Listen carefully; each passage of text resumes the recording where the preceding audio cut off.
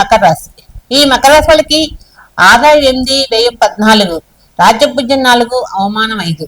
ఎందుకంటే పాపము ఆదాయం బాగుంది 8 అంటే సగం ఆదాయం ఉంది, సగం ఖర్చు ఉంది, అంటే 14 అంటే అయిపోతుంది అనమాట. ఆపాపు రెండు విధాలు కూడా సమానంగా గడిచిపోతూ ఉంటుంది, ఇబ్బంది ఏమీ లేదు. రాజ్యపూజ్యం అంటే 10 మంది మెచ్చుకుంటారు. అవమానాలు ఎక్కువగా ఉన్నాయి, ఎందుకంటే తిట్టే వాళ్ళు కూడా ఎక్కువగానే ఉన్నారు. భయపడకండి, అందులో ఏలినాటి సంతోషాల్లో కూడా ఉన్నారు కాబట్టి చిన్న చిన్న ఇబ్బందులు వస్తూ ఉంటాయి. ఇవన్నీ సహజంగా గడిచిపోతుంటాయి కాబట్టి భయపడకుండా హ్యాపీగా ఉండండి. ఈ రాశి వాళ్ళకి కొన్ని గ్రహాలే శుభులైనవి, కొన్ని గ్రహాలు అశుభులైనవి కాబట్టి దాన్ని బట్టి మన యొక్క ప్రవర్తనశీలి మారుతూ ఉంటుంది. ఉద్యోగస్తులకు కూడా మంచిగా అభివృద్ధిలోకి వస్తారు, ఇబ్బంది అంటూ ఉండదు. ఏలినాటి ఎండింగ్లోకి వచ్చింది, అందరూ హ్యాపీగానే ఉంటారు. భయపడకండి, అన్ని సమస్యలు కూడా తీరిపోతాయి.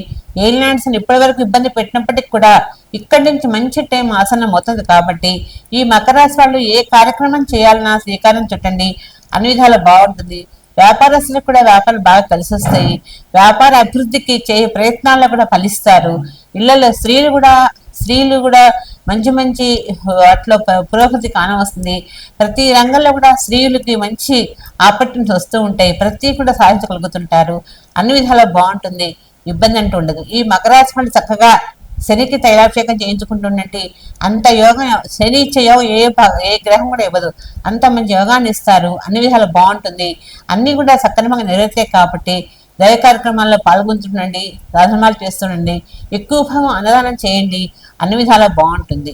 ఈ మకర రాశి వాళ్ళకి అన్నీ కూడా ఈజీగా సాల్వ్ అయిపోతాయి, భయపడకండి. అనుకున్నదోటి అయ్యిందోటి అన్నట్టుగా ఉంటుంది అనమాట. మనం ఈ చేయలేమేమో అనుకుంటారు, కానీ అంతకన్నా ఎక్కువగానే చేస్తారు, అన్నీ కూడా జరిగిపోతాయి, ఇబ్బంది అంటూ ఉండదు, హ్యాపీగా ఉంటారు.